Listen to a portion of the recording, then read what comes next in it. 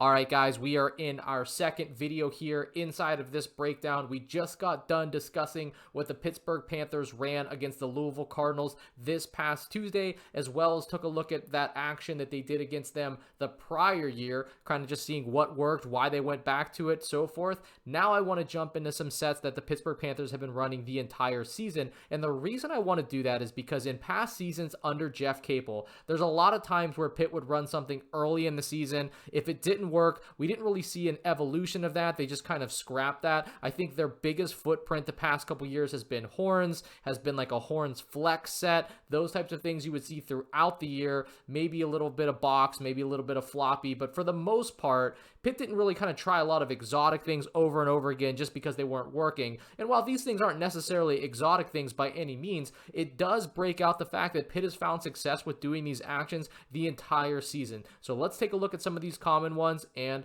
we'll break it down now. So this first set, obviously second game of the season against the West Virginia Mountaineers. Now you see, one of the things I really like about this 5-out set that they'll run, and we'll see this a couple more times in these clips, is that Federico here, this is game 2, and he's going to have kind of a zoom option on either side in this 5-out set. So you're going to see where he goes, though. He goes to this side, goes to his dominant hand side, and most of the time, this kind of zoom alignment is going to be Nike running off of this kind of pin down from Hinson, and he's going to receive this handoff from Federico. But what they did early in the year is that instead of kind of using these ball screens, they would feint that, and Nike would just immediately go baseline, because in a 5-out set here, and there's going to be this little exchange, there's not going to be any help here.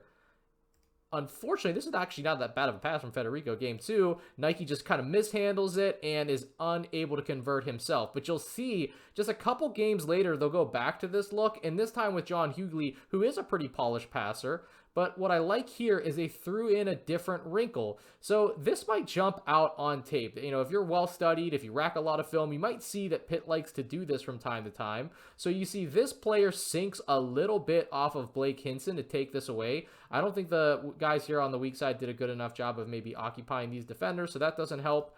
But what you'll see is they just kind of, Hinson pops out and just gets himself a 3. So really good adjustment here from Pitt, really good read in this situation. Now, here we go. This is going to be Pitt's 11th game of the season. So this is a non-conference game. This isn't super early, but you're going to see an action here that they ran against the North Carolina Tar Heels. I called it out in a voice overlay after that game in the likes and dislikes. So we played this out, and this is going to be this zipper cut pin down, and Cummings is going to curl around this right into zoom. So this is kind of a cool way to mask that action, because instead of just coming all the way along the wing, it kind of bunches everybody up with both players in the corners. It really frees a lot of stuff in the middle of the floor, and if this switch is a mismatch, well, we know Cummings likes to shoot over mismatches. So it does, forces a switch, Cummings gets a mismatch, and he's going to attack that by shooting over. And again, we'll play that North Carolina clip one more time, so you're going to see it's going to be that kind of zipper up. We're going to see that pin down. He's going to curl around. And this time, RJ Davis does a good job trailing, and Baycott does a decent job with drop, so Nelly Cummings just hits a nice turnaround jumper. Okay, so this is going to be, like I said, it's going to look like it's going to have that kind of choice either side zoom. This time it's going to be with Jorge Diaz-Graham. And you're going to see kind of either side. This time they go to this side here for this action. This is going to be a very traditional Chicago look. If you watch my other breakdown, particularly one I think after North Carolina, you know that that's going to be identified as the guy doing the DHO. He's going to roll, and the first guy setting the pin down is going to pop out. And Hinson does not convert to 3 here, but you see that action.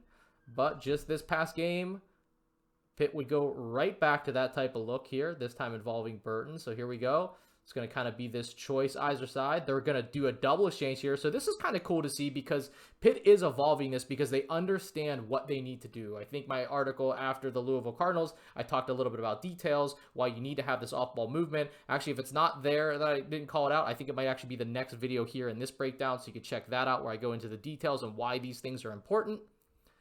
But you're going to see they both kind of execute here. Federico goes to his ball dominant side, and they execute the Chicago action and get a 3 this time.